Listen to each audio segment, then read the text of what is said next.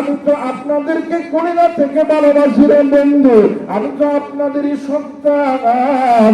আমার বাড়ি নওগাঁ জেলা, এইটা হলো বাগানে আমার বগুড়া জেলা। এই শিবগঞ্জের আনাচে কানাচে কতই না এসেছি রে বন্ধু। ভাইজান, আজকে ভিন্ন কিছু ওয়াজ আমি আপনাদেরকে উপহার দিব। দেখেন কোরআন বাংলা কেমন করে আল্লাহ তাআলা দুনিয়াটাও জান্নাত বানায় দেয়, আখিরাতটাও কেমনে করে জান্নাত বানায় দেয়।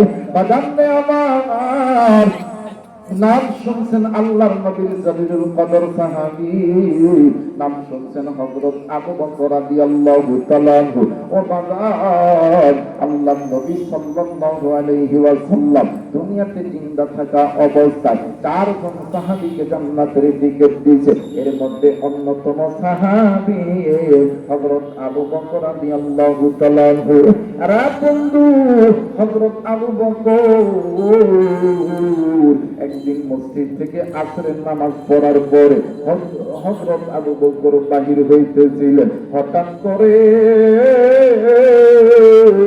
একটা 12 অথবা একটা 13 বছরের যুবক সন্তান হযরত আবু বকরের পা চাপটি মেরে ধরছে। ডাকতে কই, হুজুর আপনাকে আমার সঙ্গে আমার বাড়িতে যাইতে হবে হুজুর। আবু বকর ডাক দিয়ে কই, বাবা গো তুমি কে? আমি তোমারে চিনি না, তোমার বাড়ি কোথাও আমিও তো জানি না বাবা। বাবা গো বলো বলো কেন তোমার বাড়িতে যাবো গো বাবা? এই যুবক সন্তান ডাকতে কই, হুজুর আমার মা বলেছে যদি কোনো আলেম মানুষ, যদি কোনো জান্নাতি ব্যক্তি, যদি কোনো কোরআনের হাফেজ যদি কারো বাড়িতে যায়, আমার আল্লাহ তাদের বরকতে ওই বাড়ির ভিতরে যদি কোনো অসুস্থ লোক থাকে আমার আল্লাহ শিফা দান করে দেয়। একটু আওয়াজ করে বলেন সুবহানাল্লাহ।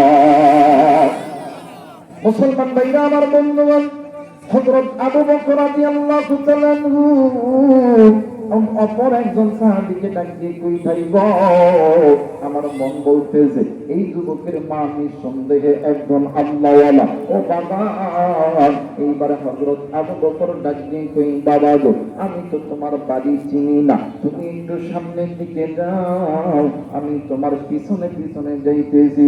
আরে বন্ধু, আরে কলিজার টুকরা যুবক, আজকে কোন দুনিয়া পাইয়া তুমি আল্লাহর কোরআনুল কারীম থেকে মুখটা ফিরাইয়া লইয়া কেন তুমি বাজারে ঘুরা? আরে যুবক তুমি জানো নি তোমার মতন কত যুবক ছিল এই দুনিয়াতে নাই? আরে যুবতী তোমার মতন কত জগতে পৌঁছল এই দুনিয়াতে নাই। তুমি কেন কোরআন শুনবা না? আর যুবক তুমি কেন কোরআন শুনবা না? যুবকের কোরআন তো তোমার আল্লাহর জান্নাতের দিকে ডাকে, যুবক তুমি কেন জাহান্নামের দিকে যাও? এইবার এই যুবক বাড়ি যখন পাবে হঠাৎ করে বাড়ির ভিতর থেকে কে যেন ডাকতে কই, মাগো আজ থেকে আমি তারে আব্বা কইয়া ডাকমু। মা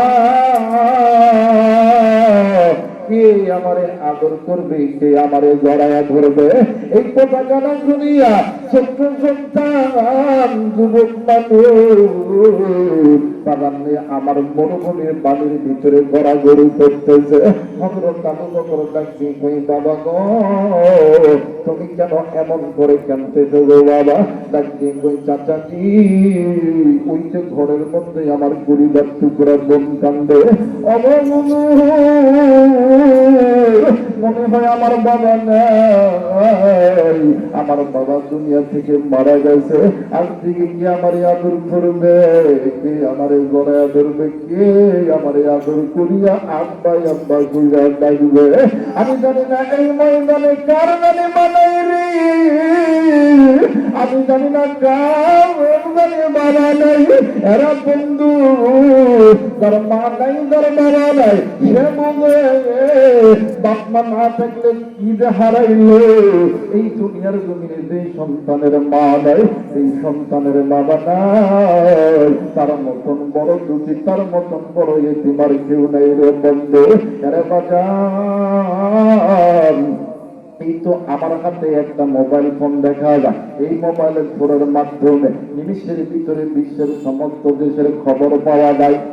কিন্তু বন্ধু, বাড়ির কাছে মায়ের কবর, এই খবরের খবর তোমার আমার কাছে নাই। বাড়ির কাছে মায়ের কবর, বাবার কবর, ওই কবরের খবর তোমার আমার কাছে নাই।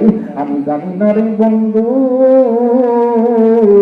কারণ মা বাবা গুনাহ কইরা কবরে গেছে, ওই কবরটা জাহান্নামের আগুন হয়ে গেছে।